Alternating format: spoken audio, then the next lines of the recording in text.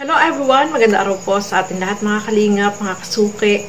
So for today's vlog, i-congratulate natin itong si Roda Mix Vlog, no?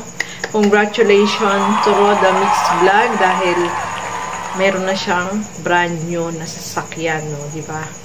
Dahil yan, sa kalingap, no? Syempre, malaki yung naitulong ng kalingap sa kanya, yung mga viewers na sumubaybay sa kanya, syempre, at especially dito sa pag-aalaga niya kay Rina.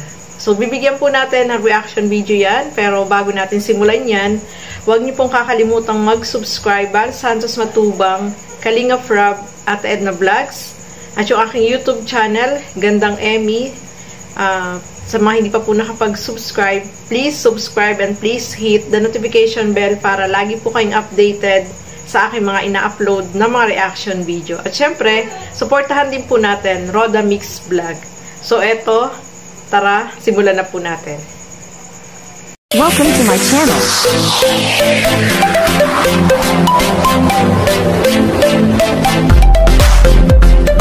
So ayan mga kasuki, mga kalingap, eto panoorin natin yung napakagandang mensahe ni Roda Mix Vlog dito.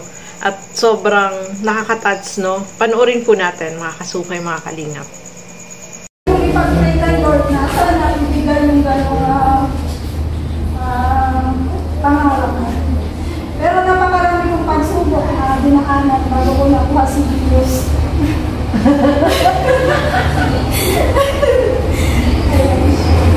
Nagtrabaho ko na ako, pero hindi ako nakalitong hanggang sa nilalaman ko kami noon sa Bicol.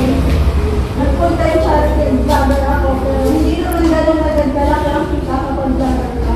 Kapag siguro nila, madadali lang ang maging vlogger. Pero mahirap kasi ako hindi naman nadadala hindi naman ako. Hindi agad dapat ako. But may kulang kasi nanonood namin si Lord na tao para iangat ng channel ko. Nagpapasalamat ako sa Team Kalingap, sa pangunan ni Kuya Bal, kay Kuya Bal Santos Matubang. Anak si Kalingap Rabot sa kanyang asawa, si Ate Edna. Sobrang laking pasasalamat ko sa kanila. Kasi kung wala yung Team Kalingap na pinuo nila, hindi ako makikilala bilang isang charity mother. Kaya nagpapasalamat din ako sa tiwala ng viewers na lagay sa Rina. Kaya kasi wala din na yung Rina dito. Sa tiwala ng Team Kalingap na alagaan si Rina kasi mahirap parang obligasyon. Malaking obligasyon si Rina para sa akin. Pero yung tiwala ng Team Kalingap ay ipinagkaloob nila sa akin. Yung tiwala ng mga viewers, ng mga sponsor ay ipinagkaloob nila sa akin. Sobrang laking pasasalamat ko dahil din kay Rina umangat yung subscriber ko at naging viral yung channel ko. Kaya nakilala ko.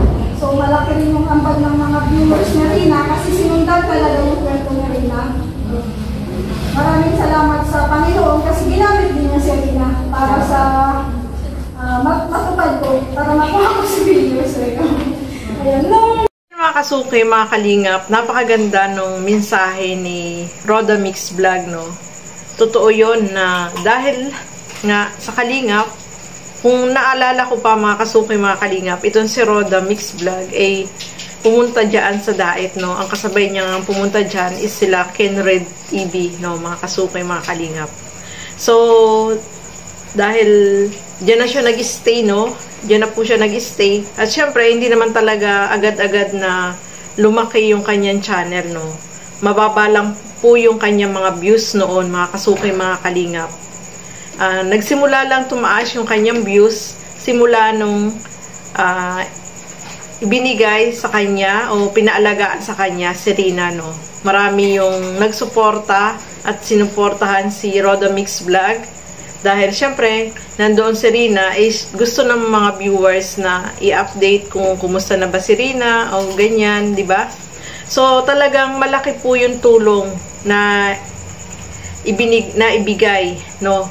Yung malaking opportunity para kay Roda Mix Vlog na makilala yung kanyang channel, no? Dahil sa pamamagitan ni Rina is talagang marami yung nanonood po sa kanya, mga kasuki, mga kalingap. At syempre, yung pinagkatiwalaan siya na siya yung mag-alaga dito kay Rina. Alam naman natin yung noon yung kalagayan ni Rina, no. Talagang syempre isang malaking responsibilidad siya na inako ni Roda Mix yung pag-aalaga dyan, no. Dahil kay Rina, so dahil sa mga sakripisyo niya, mga kasuki, mga kalingap, is yung mga viewers ay talagang nagsuporta at nanood sa kanya. Kaya nga umabot na siya ngayon ng nasa 100,000k plus na yung kanyang subscriber, no. Dahil nakasubaybay syempre yung mga nagmamahal kay Rina, no. At laking pasasalamat niya dito kay Kuya Bal. Kasi sa kalingap talaga siya na diyan siya unang pumunta sa lighthouse, mga kasuki, mga kalingap. At syempre kay Kalingap Rob, no, dahil talagang siya yung pinagkatiwalaan na mag-alaga dito kay Rina hanggang sa ngayon, no. Dahil diyan maraming nanood sa kanyang mga video na ina-upload, syempre malaki din syempre yung kanyang revenue na natatanggap, no. Kaya nakabili siya ng sasakyan, no. Ano yung sasakyan niya? Vios ang sasakyan, Honda. So, napakaganda nung sasakyan niya, no? Tama lang sa kanya kasi babae naman siya.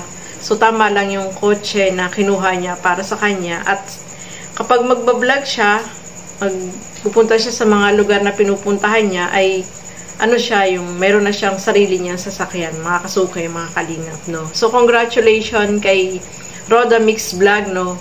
So, napakalaking responsibilidad yung ginawa niya, yung alagaan niya. Siyempre, itong si Rina.